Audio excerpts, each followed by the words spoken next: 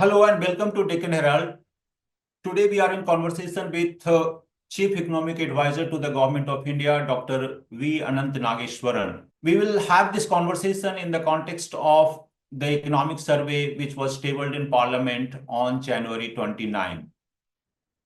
Thank you for your time, sir. I'll begin with the projection in the economic survey.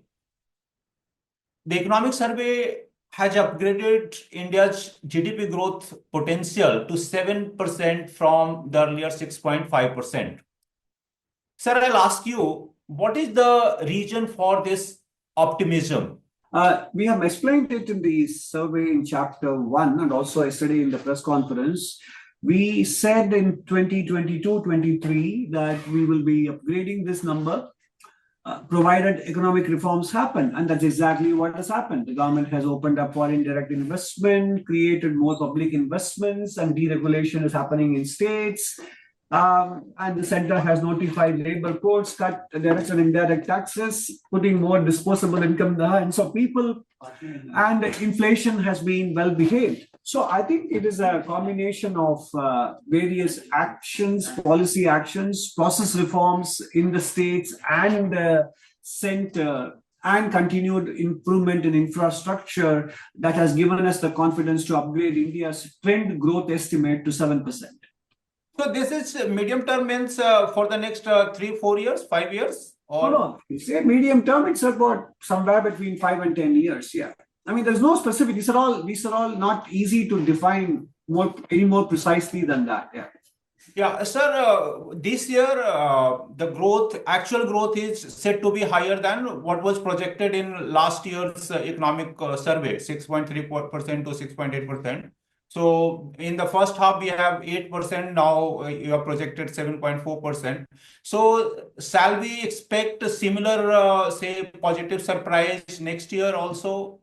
No, you are asking me to anticipate myself now. So, you can't have anticipations of anticipations. So I think we should wait for the year to begin and see how global factors shape up as well. Right now, we are comfortable. We just made the projection right now, and now you're already asking me to anticipate whether there will be a upside surprise to this number, etc. I think we are still too early to make that kind of forecast on forecast.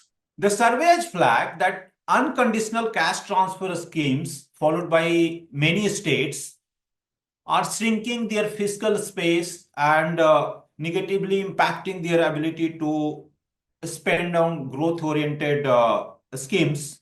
So how serious is the challenge? The message is exactly what you just now mentioned. The message is obvious, and we need to basically kind of find a way to use these resources to invest in building the capital assets and infrastructure that give a higher multiplier benefits to the households, to the individuals. In terms of employment generation and income growth, that can be more long-lasting than cash transfers, because cash transfers also, apart from the fiscal consideration, there is also an impact on the population, public's incentive to take on jobs, upskill themselves, etc. All these things are impacted. So that is the message. So given the political compulsions, do you think states will be able to listen to what you have suggested in the economic survey? Can they cut on the spending on freebies? That is not for me to speculate. I think deregulation reforms have happened. States have shown an appetite for reforms as well. And as and when things become clear to them in terms of the net costs and benefits of what they are pursuing, I'm confident that they will do the right thing. Despite strong macroeconomic fundamentals, the Indian currency has been among the worst performer.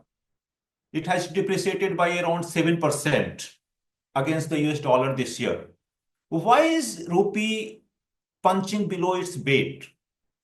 I think, again, this is something that we have mentioned in the press conference and the economic survey as well, that as a country with capital import, even the capital imports are becoming more difficult to come by, then the currency takes the brunt of the impact of that. And that is the reason why, when capital flows become weaker, the currency becomes weaker as well. And that is what we have seen in 2025. So the the way to tackle these issues, of course, to do whatever we can to improve capital inflows into the economy, but sometimes there could be other factors beyond our control. So, and that is something that we can't worry about. We shouldn't be worrying about things beyond our control, but we should focus on what is it that we can do within our capabilities and within our policy scope to make it easier for capital to flow into India. So what is your projection for this year, sir, for rupee, given we don't, the Ministry of Finance and the government don't make forecasts for the currency. Okay, and for the capital flows, you think that things, FIIs in outflows that could improve this year, given the strong fundamentals that we have? We don't make forecasts for these kinds of variables. We can only have anticipations, but the world is also becoming a trickier place, and therefore there are multiple variables that could impact these things. Therefore, it is difficult to be any more precise than what we have already been. And for gold and silver, we are seeing so much uncertainty today. It has yesterday it was a record high. Today there is a sharp decline. Yeah. Yes, sir. So, what kind of impact you see on the economy because of this kind of uncertainty in gold and silver? I don't think gold and silver gyrations themselves will be a major impact on the economy. If anything, the fact that if you abstract from the day-to-day fluctuations, the truth is gold prices have been up significantly since the beginning of last year, and since Indian households have a lot of gold, there can be a positive impact on household net worth and a sense of feel good happening there as well. And on the credit growth, because this was you have talked about its impact on the credit. So going forward, it will have positive impact there. You see similar kind of growth in gold linked credit? I'm not sure. Yes, obviously, because gold prices have gone up, there is a higher collateral value, and people may still, therefore, use that as a means of raising more loans to be able to smooth their consumption patterns, etc. But again, these are all not something which are easier to predict per se. But that is good for the economy if that value is unlocked? Yes, definitely the improvement in net worth because of the wealth effect caused by higher gold prices is a positive development, yes. And on FTA, sir, because on the US FTA, you had talked earlier also, you were positive on this. So where are we moving? What are your expectation on that? No, we don't know. This is something that you probably have to check with the Ministry of Commerce or Ministry of External Affairs. We don't have any further crystal ball on this as to when will this tariff situation get resolved and when the US-India trade agreement will happen. I don't have any more insight than what you may have. Yeah, but on the growth projection, what kind of impact? Suppose if we have I'm just giving hypothetically that if we have the FTA deal with US in the next 2-3 months, so it will have positive impact on the growth? Yes, of course. Certainly it will. It will have a positive impact, and the upside risk for Indian growth estimates will go up. With the conclusion of FTA negotiations with the European Union, India is set to have free trade deal with 37 developed countries. Do you think our manufacturing is ready to compete with the developed economies?